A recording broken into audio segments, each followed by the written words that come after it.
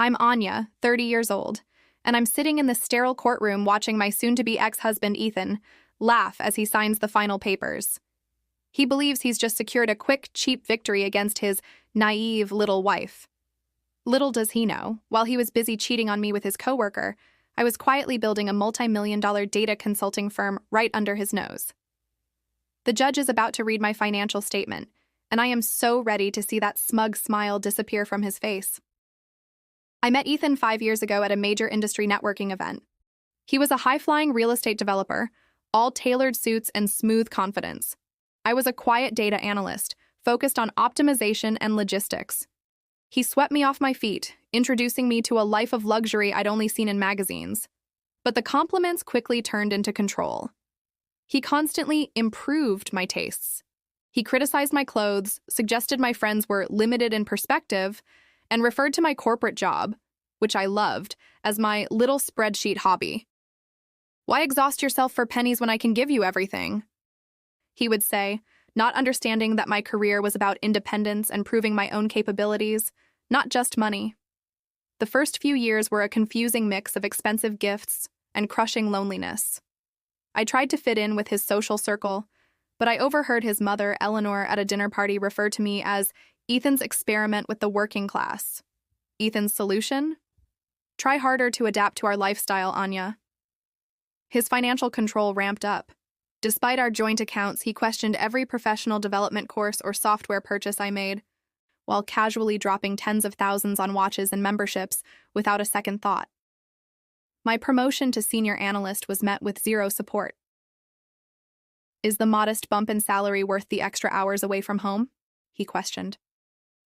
The final straw came during an argument about starting a family, where he scoffed, "What would you contribute to a child's future, Anya?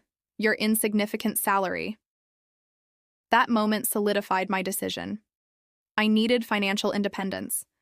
I opened a separate bank account and, operating in complete secrecy, began planning my escape. While Ethan was busy with increasingly frequent late nights and business trips, I was laying the foundation for Anya Digital Insights. I converted a rarely used storage room into a makeshift office, telling Ethan it was for continuing education. He barely noticed. My first client was Leah Sanchez, the owner of a local gourmet bakery. I overheard her complaining about a $15,000 quote for financial consulting. I offered my services at a fraction of the cost, focusing on optimizing her online sales data and inventory flow. I structured her business for profitability, increasing her returns by 40% in the first quarter. Leah became a true friend and a source of referrals. "You have a gift, Anya," she told me. "You help real people build real wealth. Don't let anyone tell you otherwise." I worked late nights, meticulously hiding every charge and transaction. I reinvested 90% of my profits. Ethan remained completely oblivious, attributing my increasing confidence to finally adjusting to his lifestyle. A major turning point came when I met Jasmine Koo, a highly successful tech investor. She reviewed my business and told me bluntly, "You're charging too little. Triple your prices and watch your perceived value change." She was right. When I raised my rates, I attracted bigger clients. Jasmine also introduced me to strategic angel investing, urging me to make my money work for me. I maintained the perfect appearance of the dutiful wife at social functions, all while running a growing business and making investment decisions that were transforming my life.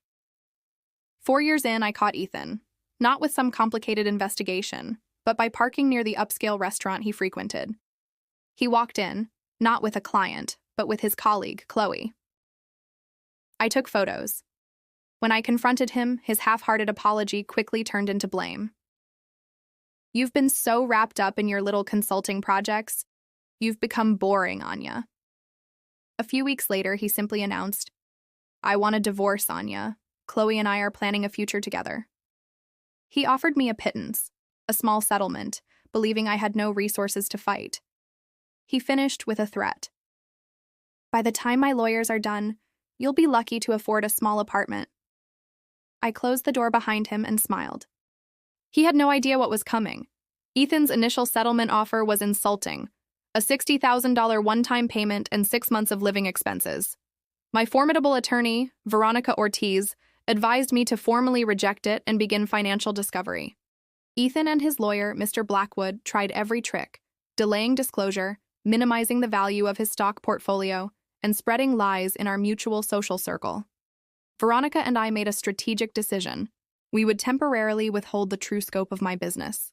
Ethan had actively discouraged it, and Veronica saw a potential exception under our prenuptial agreement. Ethan's arrogance led to his downfall. Believing I was still the simple analyst, he made critical mistakes, failing to disclose several investment accounts and outright lying about the value of assets. Veronica meticulously documented every discrepancy. Meanwhile, Anya Digital Insights secured a massive six-figure contract with a national retail chain. My business was now exceptional. I had hired 4 employees and moved into a professional downtown office, all while Ethan's legal team continued to characterize me as a struggling bookkeeper dependent on his support. The morning of our final court date, Ethan was there, looking expensive and smug. He leaned over to his lawyer and chuckled when he saw me. He believed this was a formality. Ethan gave a performance, painting himself as the devoted husband.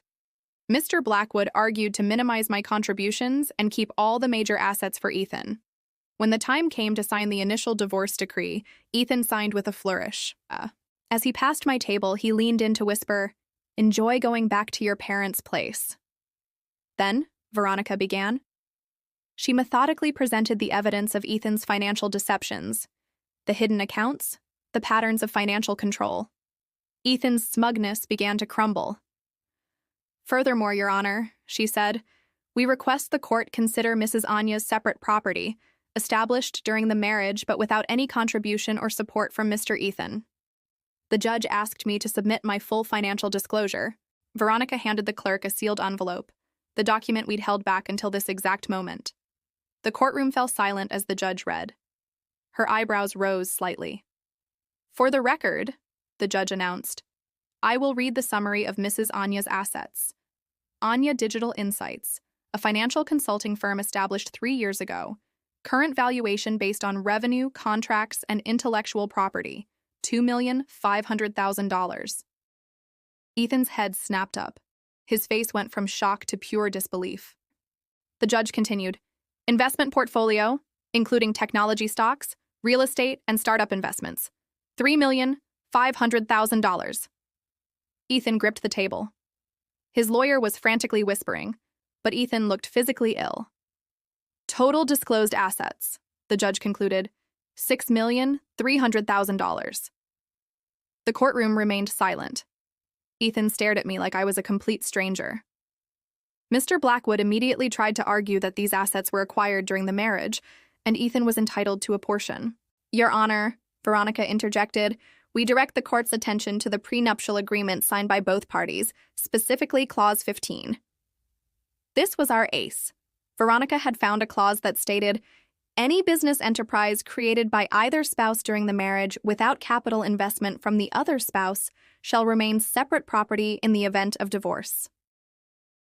Since Ethan had actively discouraged my business and provided zero financial contribution, the clause meant the entirety of my business and its investment portfolio was legally mine. As Veronica presented the evidence, I watched Ethan. The man who had been so full of rage and condescension was now a shattered, silent figure. Chloe, who was in the gallery, quietly slipped out of the courtroom. The judge ruled in my favor. Not only was my business my own, but due to Ethan's deceptions, the division of marital assets would also be viewed more favorably for me. As we stood to leave, Ethan lunged toward me. "You planned this. All these years you were just waiting to take me down." I looked at the stranger, consumed by his own victimhood narrative. "No, Ethan," I said calmly. "I built something while you were busy destroying what we had. That's the difference between us." I walked out of that courthouse feeling an indescribable liberation. Today, Anya Digital Insights has expanded, and my investments continue to grow. I've used my resources to establish a foundation helping other women achieve financial independence. Ethan attempted reconciliation once, knowing my net worth, but I had moved far beyond the woman who ever sought his approval. If you're watching this and facing your own crossroads of underestimation or betrayal, remember this: your worth is not determined by someone else's inability to see it. Have you ever had someone underestimate you, only to prove them spectacularly wrong? Share your story in the comments below. And if this resonated with you, please like, subscribe, and share with someone who might need to hear that their value isn't defined by anyone else's perception.